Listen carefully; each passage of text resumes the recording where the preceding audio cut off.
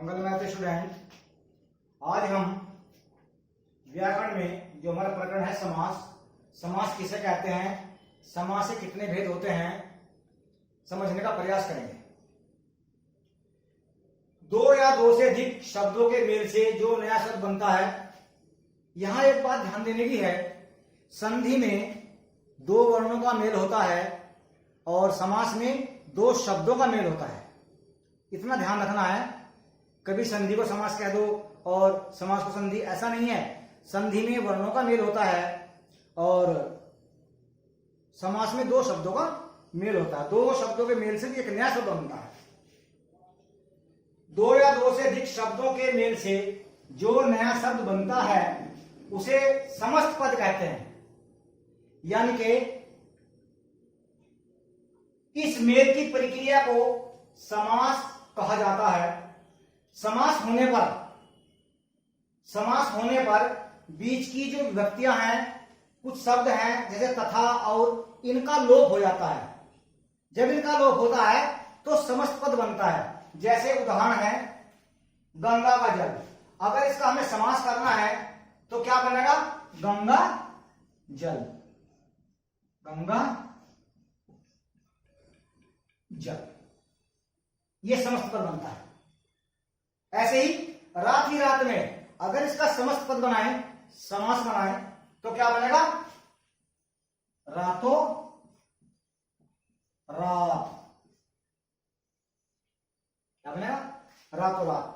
गंगा का जल, ये विभक्ति चिन्ह है, यहां लोप हो गया, यहां विभक्ति चिन्हों का लोप हो गया और एक समस्त पद बन गया, गंगा जल और रातों रात।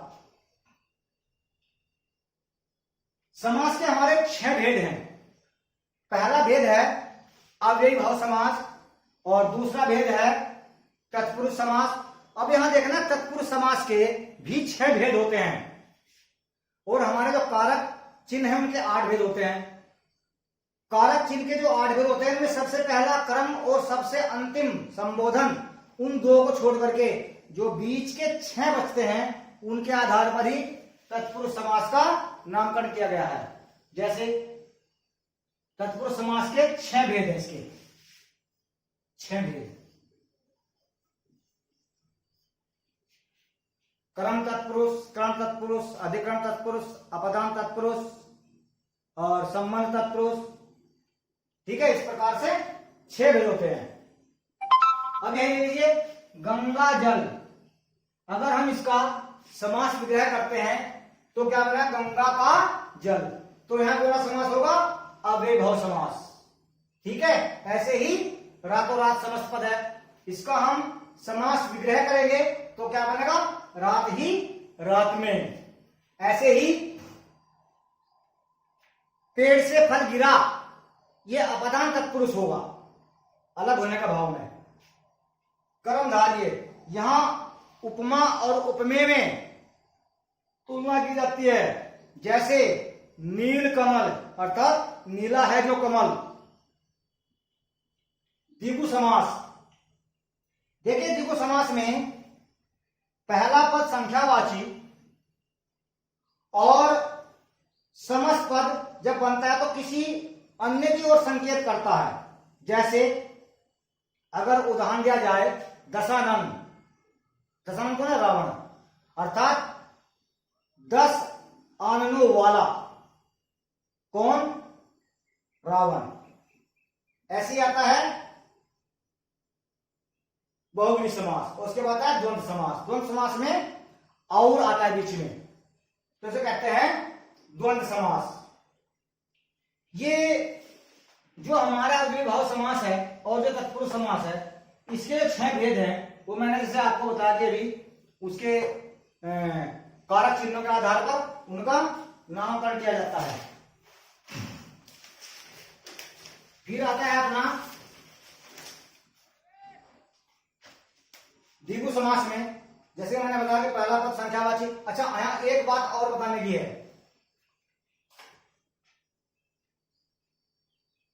किसी समस्त पद का पहला पद वर्धान होता है और किसी का दूसरा पद।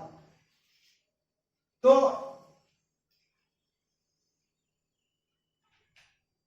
अब मैं आपको बताता हूं कि उत्तर पद और पूर्व पद किसे कहते हैं।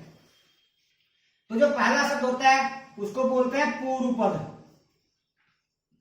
और ये दूसरा है इसको बोलते हैं उत्तर पद। ठीक है, ये अपना हो गया। बहुव्रीहि समास जो है अपना, बहुव्रीहि समास में न तो पूर्व पद प्रधान होता है और ना ही उत्तर पद प्रधान होता है, बल्कि अन्य कोई तीसरा वो प्रधान होता है। द्वंद्व समास में या, तथा, और आदि शब्दों का प्रयोग होता है।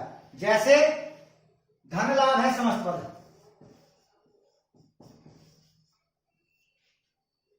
और इसको जब हम इसका समास विग्रह करेंगे तो होगा धन और लाभ, धन और लाभ। रात दिन, रात और दिन। माता पिता, माता और पिता। इस प्रकार से ये हमारे 6 भेद होते हैं। अरे लोग तत्पुरुष समास के 6 भेद हैं, अगर आप तत्पुरुष समास लिख देंगे तो भी सही होगा।